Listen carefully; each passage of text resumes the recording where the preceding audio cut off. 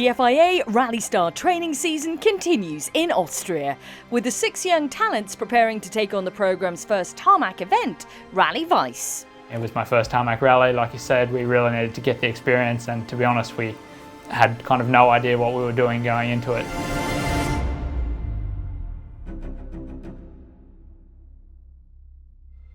A few days before the rally starts, the crews get the opportunity to test their Ford Fiesta Rally 3 cars on closed roads.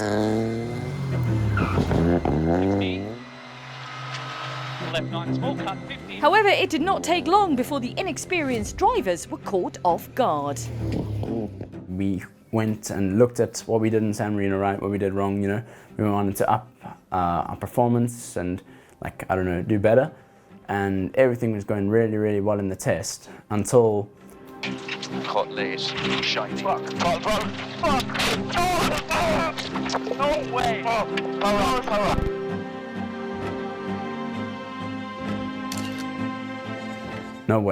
No ways, this isn't real. You know, I was like, this isn't real, we can't have done this again, you know. I came into a dirty corner and didn't know that the grip level would change so much, you know. It was just in the wrong place because it was on a bank. We went off the bank and rolled and hit a tree and actually bent the roll cage of the Rally 3.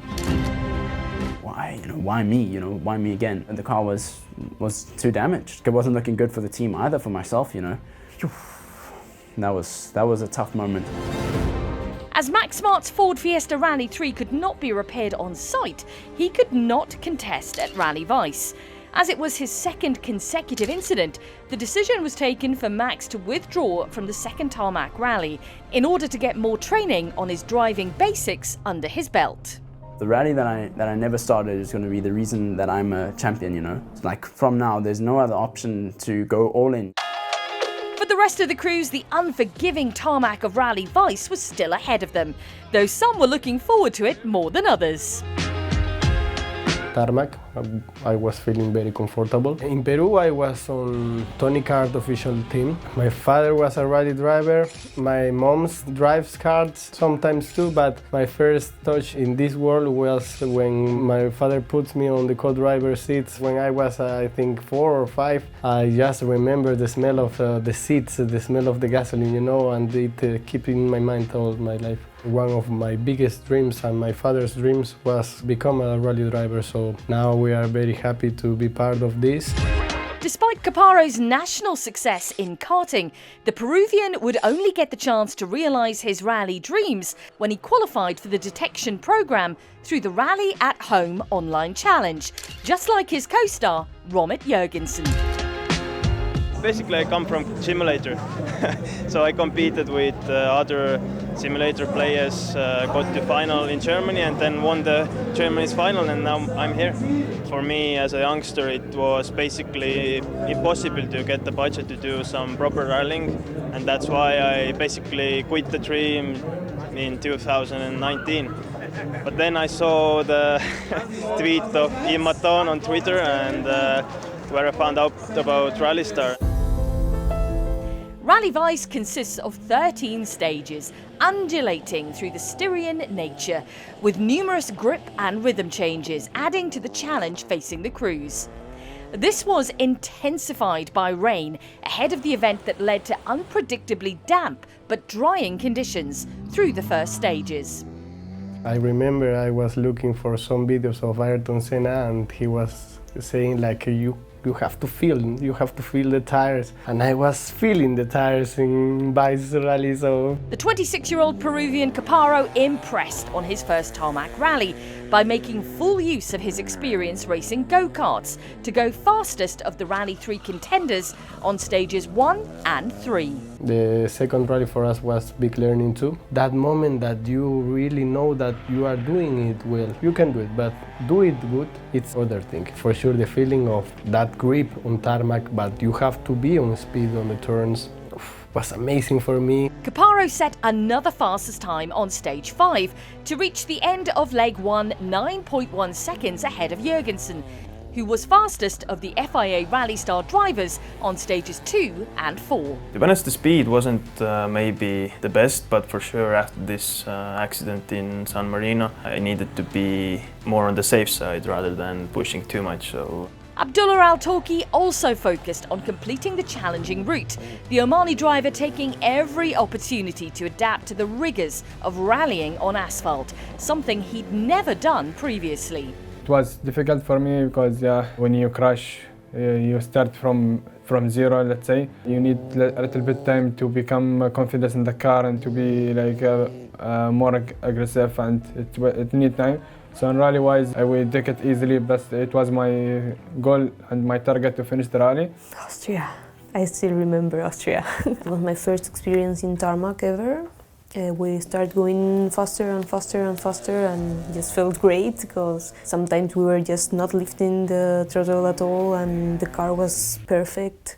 Ania Silonis was 4th among the FIA Rally Star drivers when she rolled into retirement on stage 8. I think it was a mistake of a lot of things in one corner, like too much confidence. The corner was a little bit more longer than I expected. I just entered with a bit more speed than I should, and I left the rear and we hit like a barrier and we rolled like 6 times. It was a hard one. The ambulance came, they put me some things in all over my body and I didn't know what was going on, but hopefully everything was okay and big learning again.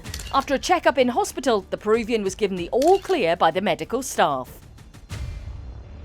Jurgensen moved into a lead he wouldn't relinquish on Saturday's second stage, and the Estonian would go on to complete the event with a tally of 5 stage wins. It was really a relief to get to the end and also to finish first in the class. In Nova Gorica, I would maybe like to step the game up a bit, maybe for performance side, just to look where I am when I properly push. We could already show some glimpses of potential, but later on during the year we showed it even more.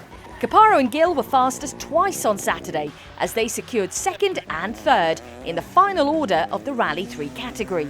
We changed a bit and it get better, so we can fight for that second place. I am so happy to learn. I will improve for the next rallies. And I was maybe a little bit disappointed with our pace. I mean, we'd come off the high of winning in San Marino, and now all of a sudden we were 3rds. No one as a competitor likes to drop down like that, but you know, it was my first tarmac rally. Regrouped and refocused on some of the areas we needed to heading into Slovenia.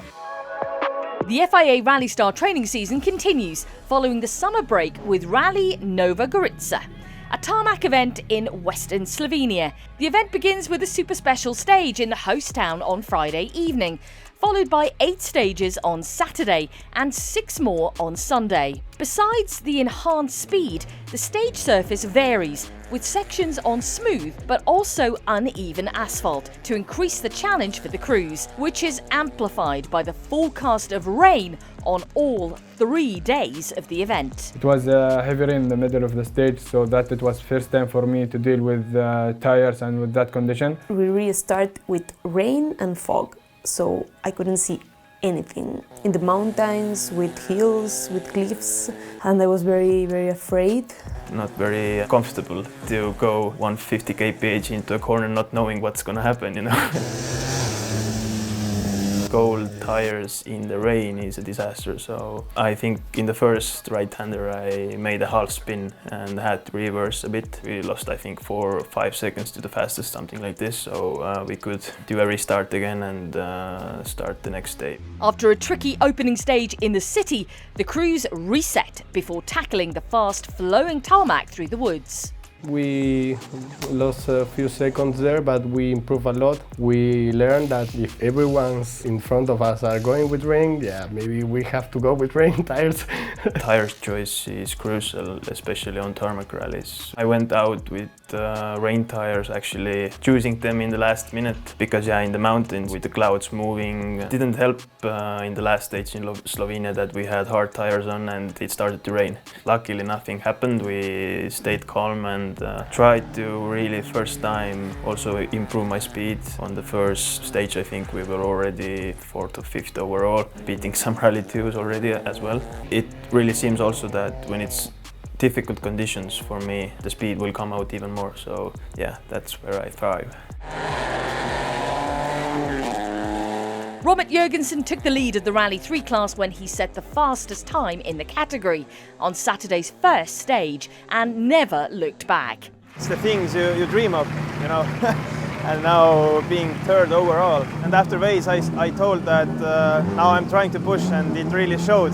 I was a little bit afraid, you know, if I say that and if I don't deliver, it's a bit embarrassing. He clocked a further 6 quicker stage times to claim the class victory by 1 minute 13.6 seconds, ahead of second place Peruvian Jose Abito Caparo, with Australia's Taylor Gill finishing 4th, Oman's Abdullah Al-Torki 5th, and Ania Silonis from Peru completing her first rally in 8th, after a difficult start to the season.